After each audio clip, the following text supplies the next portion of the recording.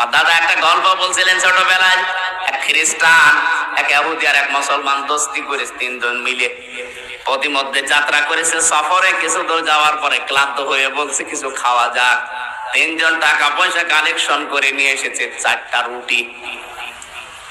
তিনজন বলছে 3টা খেয়ে এখন আমরা একটু ঘুমিয়ে পড়ি, কারণ এখন তো একটু খেলাম, ঘুম থেকে ওঠার পরে খোদা যখন লাগবে তখন বাকিটা খাওয়া যাবে।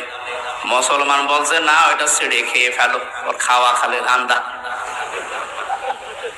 ইহুদি আর খ্রিস্টান বলছে না, এখন আমাদের পেটে অন্তত কিছু আছে, এক কাজ করি, সবাই গাছের নিচে ঘুমিয়ে পড়ি, ঘুমের ভেতরে যে স্বপ্ন দেখতে আশ্চর্য সে ওই রুটি খাবে।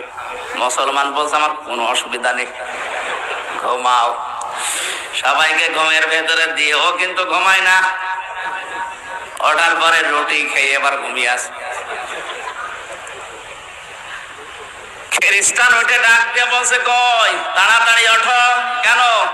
আমি আশ্চর্য স্বপ্ন দেখলাম, দেখি আমি প্রথম আসমানে আমার নবী সাল্লাল্লাহু আলাইহি সাল্লাম আমারে ডাক দিয়ে কোলাকুলি করলো, আমার কপালে চুমা দিয়ে বললো উম্মত তোর উপরে আমি খুশি, ওই যে রুটি আছে তুই খাবি। নবী আমার প্রথম আসমানে নিয়ে আদেশ দিচ্ছে, আমার নবীর আদেশ, রুটি তো আমার, রুটি আছে। খ্রিস্টান বলছে তোমার স্বপ্ন হইলো তুমি তো প্রথম আসমানে, আর আমার নবী মুসা 6ষ্ঠ আসমানে আমারে ডাক দিল। আমার কৌশলাদি বিনিময় করে আমারে বলছে উম্মত তোর উপর আমি খুশি, ওই যে রুটি আছে তুই খাবি। আমি এত উপরে উঠেছি 6ষ্ঠ আসমানে, আমার নবী মুসা যিনি আল্লাহর সাথে কথোপকথন করে, সেই নবী যদি আদেশ দেয় রুটি কার? আমার। মুসলমান তো ওঠে না।